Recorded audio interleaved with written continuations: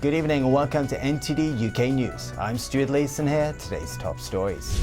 The commander of the UK's carrier strike group says he expects the UK to have a more persistent presence in the Indo-Pacific region following this week's NATO military drills. A 44-year-old BBC radio presenter died with blood clots after receiving a COVID vaccine. And over 34,000 Hongkongers have applied for a special visa to live, work or study in the UK.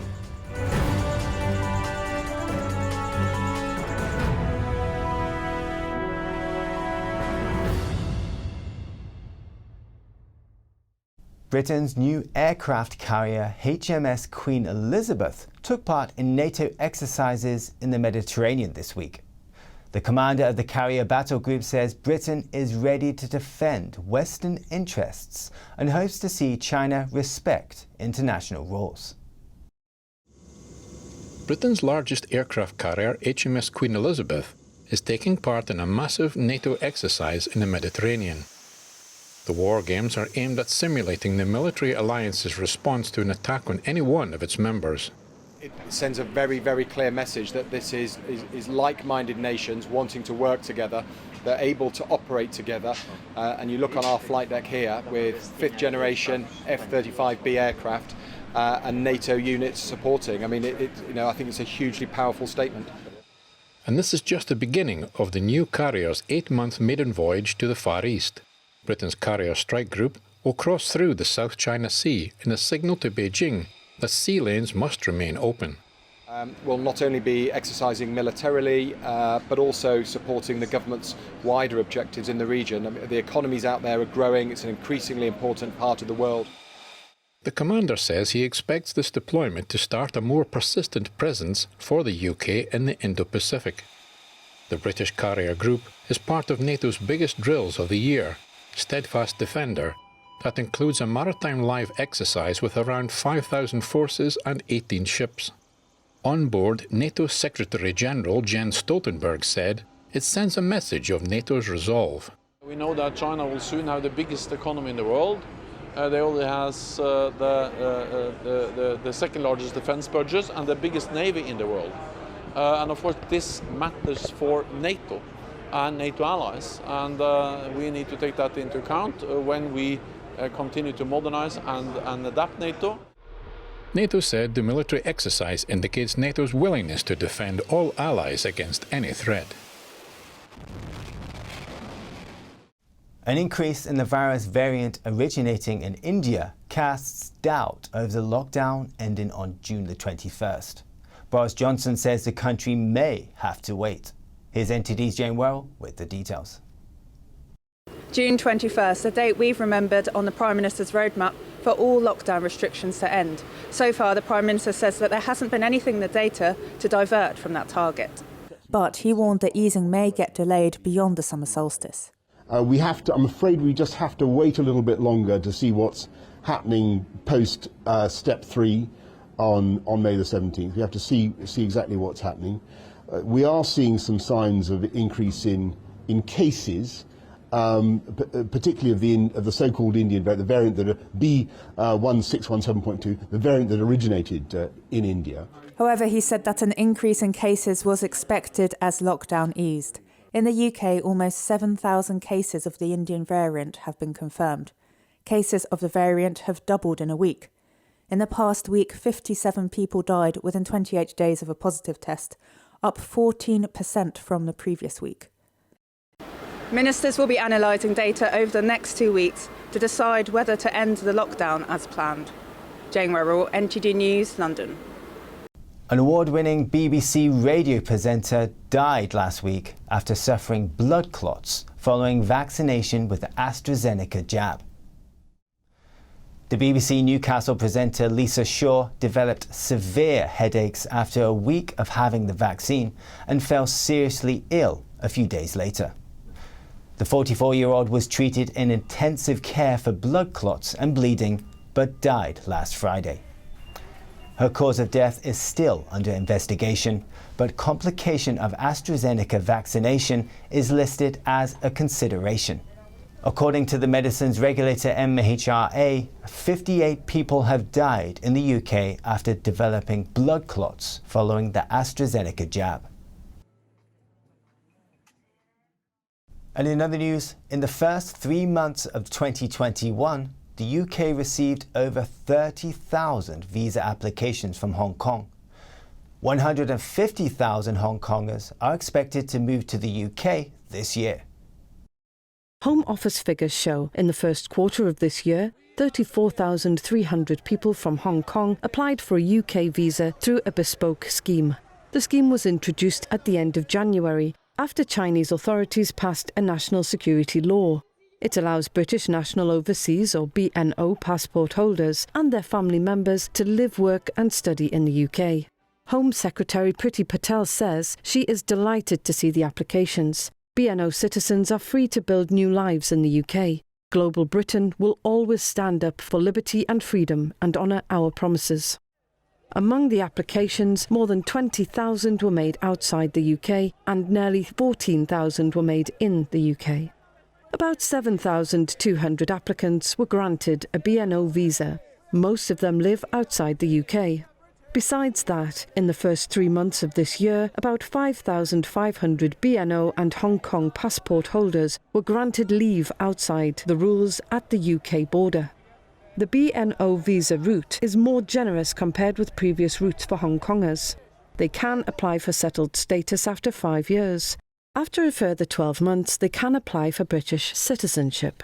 The government estimates nearly 3 million BNO status holders are eligible to move to the UK, with over 2 million dependents. The government expects 150,000 Hong Kongers will arrive in the UK in the first year of the scheme. Speaking to MPs on the Treasury Select Committee, Chancellor Rishi Sunak said Greensill Capital's lobbying actions were in order, and that the intensive lobbying by David Cameron didn't amount to special treatment. Last year, former Prime Minister David Cameron tried to convince the Treasury to let Greensill join an emergency COVID lending scheme. Since then, the Treasury cut ties with Greensill and it went bust. Even so, the government faced scrutiny over the level of access Cameron had. Sunak said it is important for the policy-making process that people feel they can engage with ministers and officials.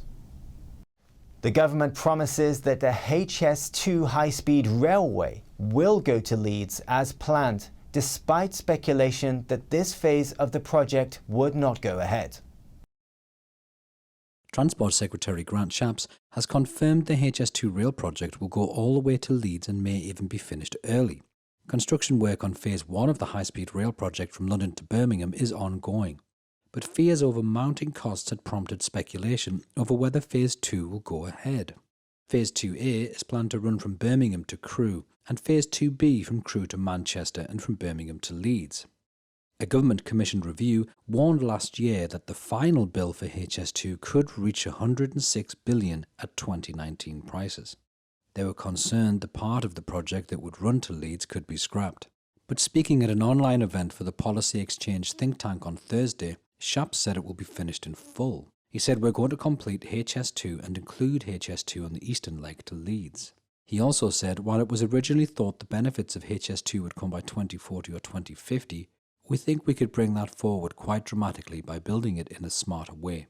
He said the forthcoming integrated rail plan would set out more details. Transport for London has announced a change to some traffic lights to make the city more walkable. It will see the green man replace the red man as the default setting. Transport for London says the red man will only appear when the sensors detect a vehicle. In London, 7 crossings are already using this pedestrian priority system. 11 more will be added by the end of June. These crossings have high pedestrian flow and are close to heavy footfall as areas such as shopping centres, stations and schools. Transport for London says the measure will help London become the world's most walkable city.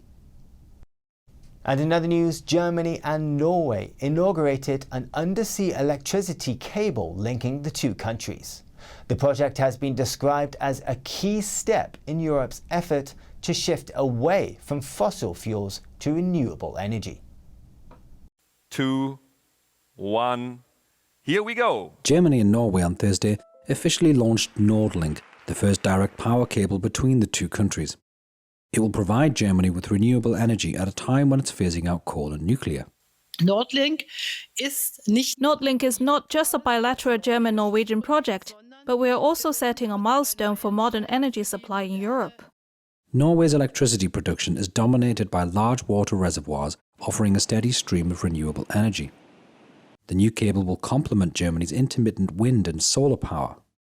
Germany recently announced its goal to reduce its greenhouse gas emissions to net zero by 2045. It plans to shut down its last nuclear plants next year and phase out the use of coal in 17 years. So by tapping into the Norwegian grid, Germany can avoid building costly standby power plants of its own. Northlink is far more than just an electricity cable under the rough North Sea. There are many of those already. Northlink illustrates the importance of the electricity grid for the energy transformation. Norway aims to benefit too. Northlink will allow it to bank excess electricity from northern German wind farms. Both countries hope to benefit from supply security and stable energy prices. The 623-kilometre cable can carry enough electricity to supply 3.6 million households at once. Some of Europe's regulators want more say over tech giants' startup deals. They're looking into preventing killer acquisitions. NTD's Patrick Hayden explains. EU rules addressing big tech should be beefed up to allow regulators to vet their acquisitions of start-up rivals. That's according to a joint statement by economy ministers of Germany, France and the Netherlands. Google, Facebook, Amazon and Apple face criticism for so-called killer acquisitions. That's when a company is bought for the purpose of shutting it down to remove competition. The ministers say the rules proposed by the European Commission should allow leeway for EU countries to tackle anti-competitive behaviour. The rules could come into force next year. That's when the Commission, EU countries and EU lawmakers have determined a common position. Patrick Hayden, NTD News. European Union bodies increasingly rely on US companies for their cloud services. An EU privacy watchdog is now investigating this. The concern is over transfer of personal data to the United States. The European Data Protection Supervisor says this transfer could allow surveillance by US authorities, which would not comply with EU privacy rules. The watchdog is now looking into the EU's contracts with Microsoft and Amazon. Microsoft said it was confident that it would be able to address any concern. Romanian migrants from Europe's largest ethnic minority are arriving by the dozen each day at the US-Mexico border. Find out more after the break.